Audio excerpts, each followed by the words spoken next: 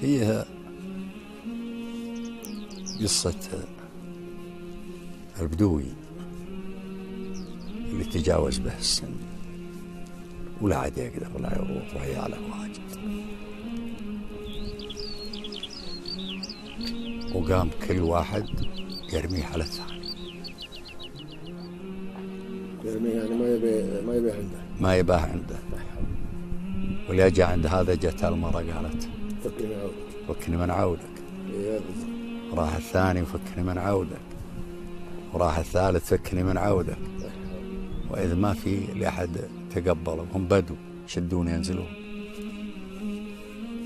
اتفقوا على أنه يخلونه في المراح ويشدون عنه. شدوا عنه وخلوه في المراح، لا حول ولا قوة إلا بالله سبحانه.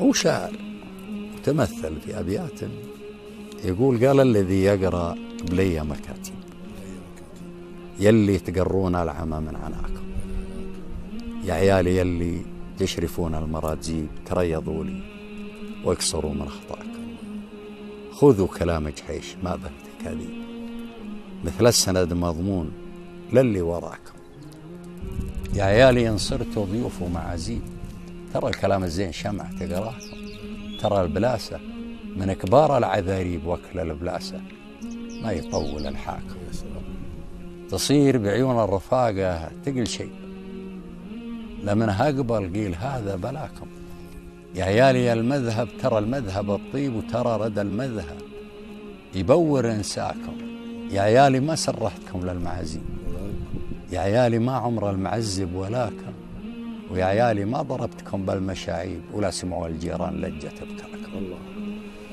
يا ما شربت السم من عرض مجيد يفز قلبي يوم يبكي حداكم، يا ما تسعرت الخلايق تقلبي من خوفتي يكسر عليكم عشاكم، أحفيت رجليني بحام اللواهي وخليت لحم الريم يخالط غداكم، واليوم شوفوا لحيتي كلها شيء، شوفوا محل تخوضعي في دراكم. الله أكبر، محل تخوضعي في دراكم. قمت أتركى فوق عوج المصلي وقصرت اخطائي يوم طالت اخطاكم، يا عيال يا عيالي عليكم مطاليب، اعطوني القرة جزا ما وتعكم، خوالكم يا عيال هم ما كر الطيب، يا عيالي ما ادري هالرد منين جاكم. شوف يوم يقول هنا من ما كر الطيب، هنا مدح خوالهم.